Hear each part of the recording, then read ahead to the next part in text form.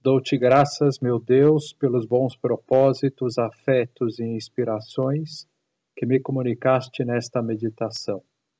Peço-te ajuda para os pôr em prática. Minha Mãe Imaculada, São José, meu Pai e Senhor, meu anjo da guarda, intercedei por mim. O que seria o bom senso, a sabedoria, uma vez que nós sabemos que Deus é nosso Pai, que Ele nos criou por amor, nem se diga tendo consciência de que Ele enviou o seu Filho unigênito para morrer na cruz e salvar-nos do pecado. Um Deus que vai nos enchendo diariamente com toda a sua bondade, a bondade divina que, como diz um santo, supera as areias do mar. Se formos contabilizar a bondade divina, não teríamos como, tamanha essa bondade. Imagina contar numa prainha minúscula os grãos de areia dessa praia, poderíamos passar a vida inteira contando esses grãos. Então, uma maneira expressiva de manifestar ou de transmitir de alguma maneira o que é a bondade divina, o que seria o sensato, considerando tudo isso, que nós fizéssemos aquilo que dizia São José Maria: amor com amor se paga. Como retribuir tamanho amor? Quando nós vemos alguém que nos ama tanto, uma mãe, que tem um amor tão grande por nós, ou a própria esposa, uma namorada, um amor extraordinário, nós temos alegria em fazê-la feliz, Temos alegria em corresponder a esse amor.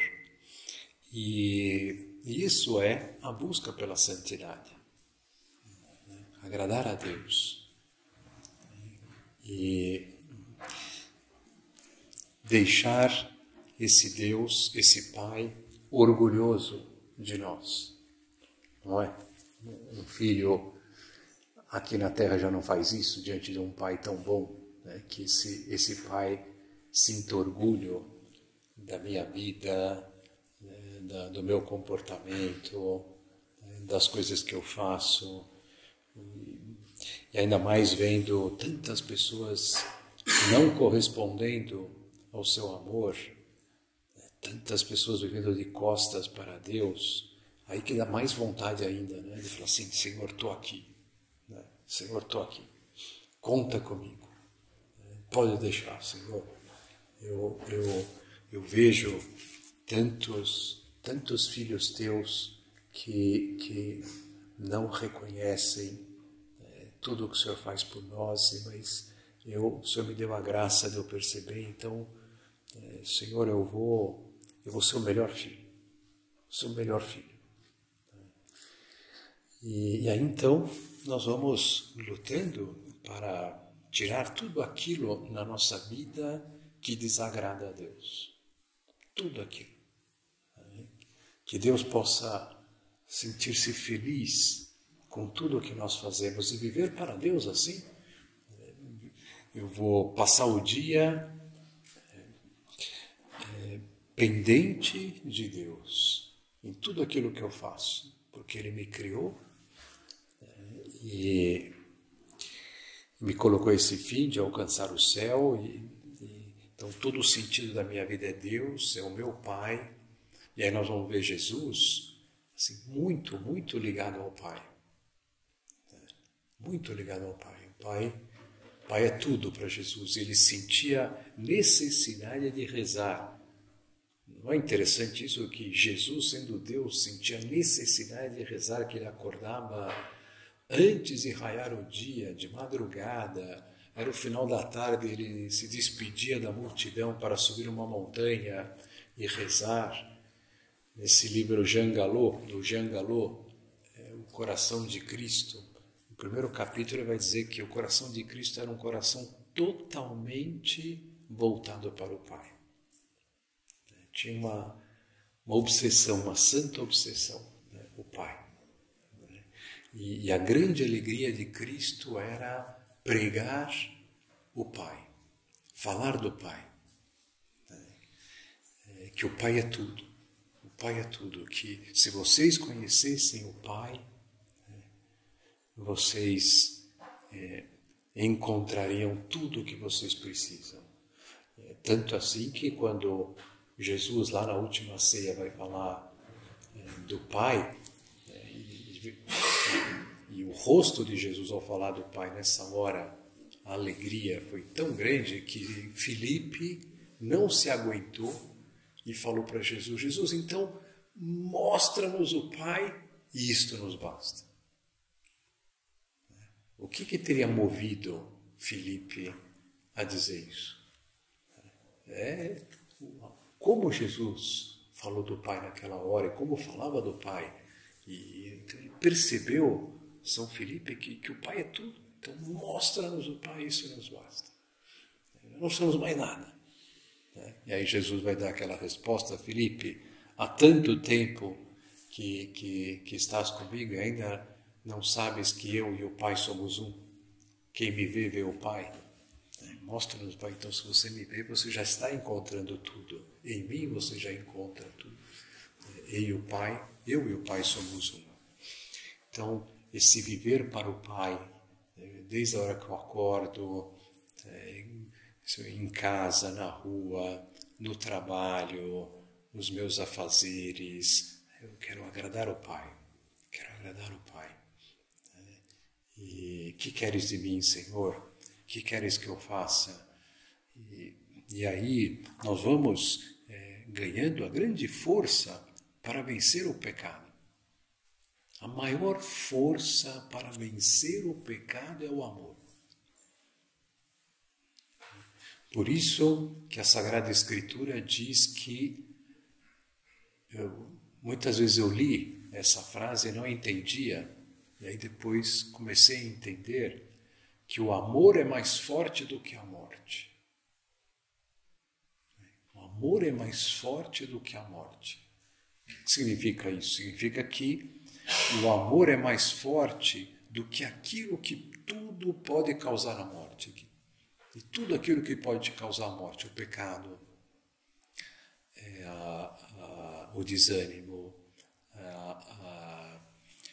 não ter esperança, não ter... Não, o amor é a grande força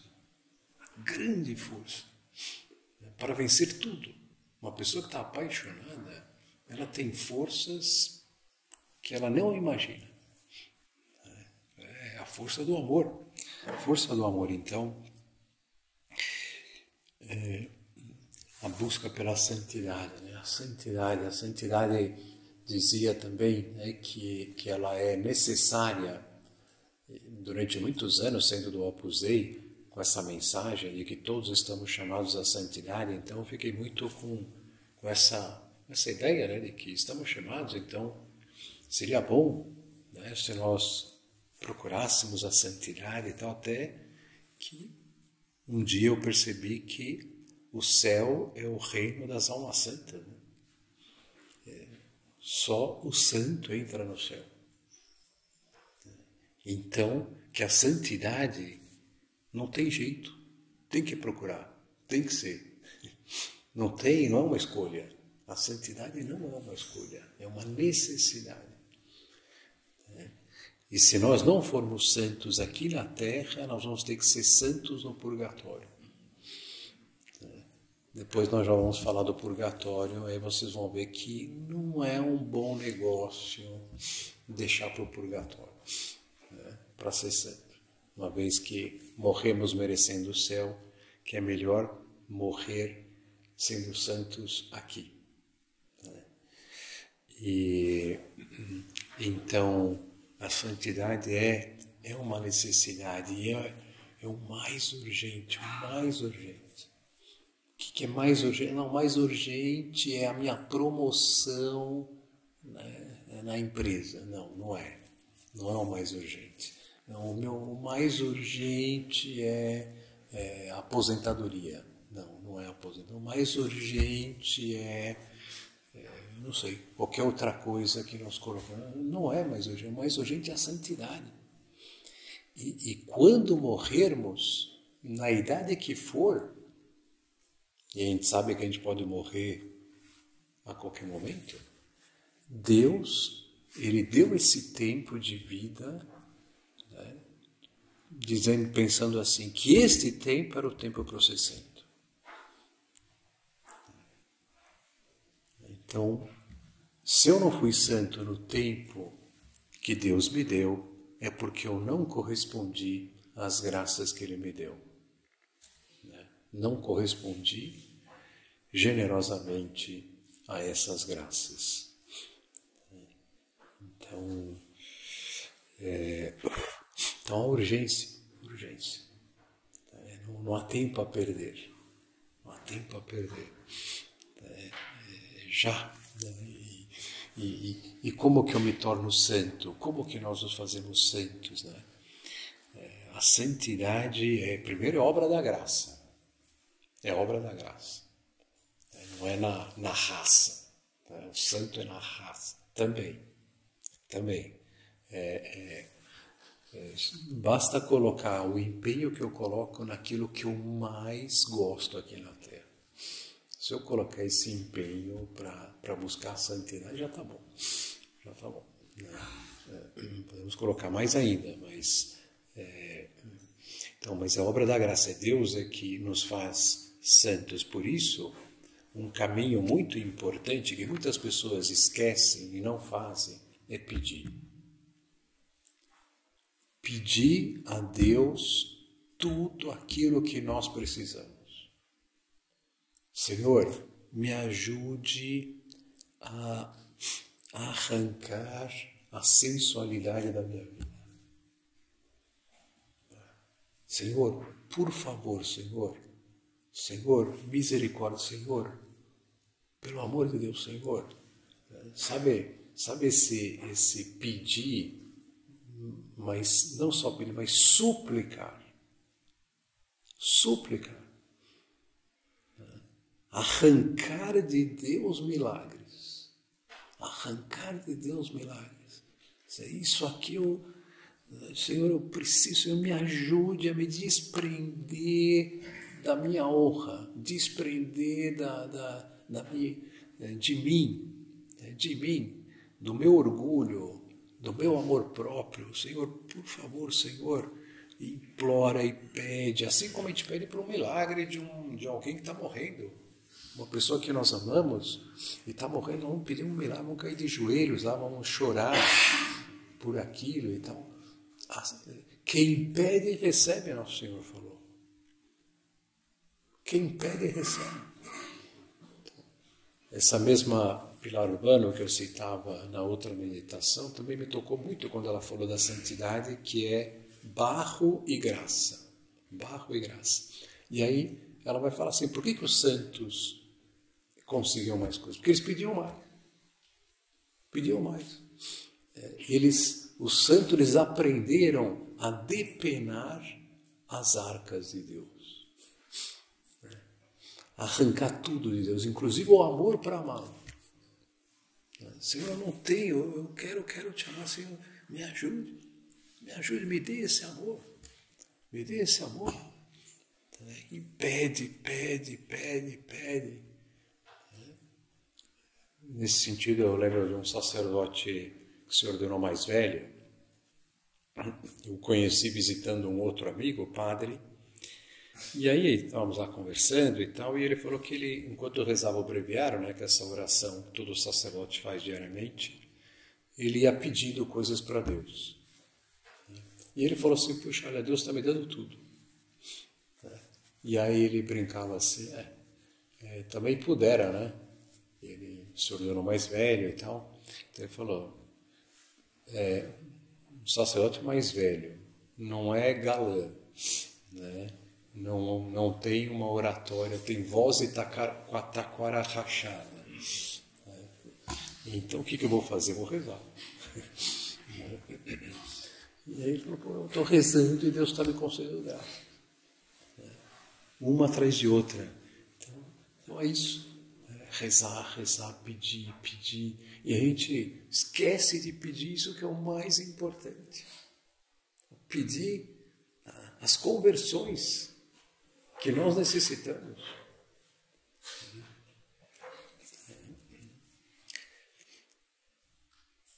Depois a santidade é fruto desse amor, que vai crescendo e que nós vamos sentindo uma alegria de alegrar a Deus, uma alegria de agradar a Deus, uma alegria de fazer Deus feliz. Então, puxa vida, rezar o terço, para alegrar a nossa mãe querida. Nossa mãe, minha mãe, tão carinhosa, tão especial. Puxa, eu vou rezar esse terço aqui com muita devoção. Ontem mesmo, por exemplo, estou ouvindo agora uma nova biografia do Padre Pio. Ele era atacado pelo demônio de uma maneira, eu acho que eu não conheço nenhum outro santo que era tão atacado pelo demônio. Ele começou a ver o demônio aos 5 anos de idade. E era, nossa, o demônio aparecia de todas as formas, o demônio espancava o Padre Pio, jogava ele contra a parede, era um negócio terrível. E uma vez, isso ele ainda era muito jovem, acho que era 23 anos de idade, uma coisa assim, ele estava lá no convento e Deus deu muitas graças para ele, e uma delas é de ver as almas. Então ele viu que um frei lá, que morava junto com ele, estava tendo uma tentação muito forte contra a pureza. E aí ele pegou o terço e começou a rezar com muita devoção, com muito amor a Nossa Senhora. Bom, o demônio apareceu louco diante do Padre Pio, e o bateu, foi impressionante. O amor, né? O amor a Nossa Senhora. Pegar o terço aqui. Então a santidade é isso, né? É deixar-se tomar pelo amor. Deixar-se tomar, ter coração e perceber o amor de Deus por nós, o amor de Nossa Senhora, o amor de São José. E aí vem esse desejo de ser generosos com Deus. Santidade tem muito de generosidade. Santo Agostinho ele falava assim, que a medida do amor é não ter medida. A medida do amor é não ter medida. Então a pessoa, quando ela percebe, ela entra nessa lógica do amor, no amor verdadeiro por Deus, ele vai sentindo uma alegria de ser generoso por Deus. Ser generoso. Senhor, eu vou passar lá no oratório agora. Está aqui, agora eu vou lá para fazer companhia ao Senhor. Aí vem aqui, fica aqui e tal. E cumprimenta Nosso Senhor que está aqui. Senhor, eu vou fazer uma mortificação agora, vou fazer uma penitência agora. É generosidade. E isso vai mudando o coração. Vai mudando, porque a gente vai entrando no amor e sentindo alegria de oferecer penitência. A alegria de oferecer penitência. E ver que com as penitências nós estamos alegrando o Nosso Senhor, porque nós estamos ajudando o Nosso Senhor a salvar as almas. Padre Pio ele vai dizer assim, se eu não estou sofrendo, eu estou perdendo tempo. Impressionante. Por quê? Porque ele via clarissimamente que ele estava aqui na Terra para salvar as almas. Ia com todo o seu amor nessa tarefa. E a capacidade de sofrimento do Padre Pio era absurda. Isso Começa a ver testemunhos, ele tinha febres de 47 graus, 48. É impressionante. O que ele estava disposto, pelo amor às almas, por amor a Deus, que levar o amor às almas. Então, essa generosidade, né? Sair das medidas habituais, sai dessa, um pouquinho aqui, eu vou dar uma rezada ali, eu vou ser generoso, né? Ame a Deus, né? Dê a sua vida por Ele, faça loucuras por Deus, santas loucuras, não loucuras imprudentes, mas santas loucuras. E depois vem toda essa luta contra o pecado, né? Contra o pecado. Quando entendemos, né, este amor, quando entendemos a paixão de Cristo, o que nosso Senhor sofreu, nós não fazemos ideia dos sofrimentos de Cristo. Não fazemos ideia. Porque os sofrimentos de Deus são muito mais do que os sofrimentos físicos, né? Do que Cristo sofreu assumindo a natureza humana para poder sofrer fisicamente. O sofrimento de Deus é o sofrimento do amor. É o sofrimento do desprezo, é o sofrimento do abandono, da rejeição, de filhos que Ele ama com amor infinito. Então, quanto maior é o amor, maior é o sofrimento. O sofrimento de Cristo é absurdo. E então, nós vamos entender que a pior coisa é ofender a Deus. A pior coisa. A última coisa que eu quero é ofender gravemente a Deus. A última, mas eu não vou nem pensar, nem hipótese nenhuma, ofender gravemente a Deus. Não é? Se vocês aqui na Terra amassem, ou tem alguém que vocês amam apaixonadamente, vocês pensariam em ofender essa pessoa gravemente? Jamais, jamais. Então, um cristão, ele tem que ter esse propósito, antes a morte do que o pecado mortal. Senhor, me tire a vida antes de eu te pecar mortalmente.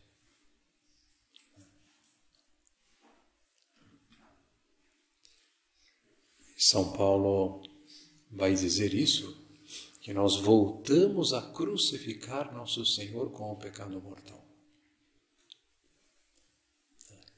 Que na verdade, até falando, um pecado contra Deus não precisa ser mortal.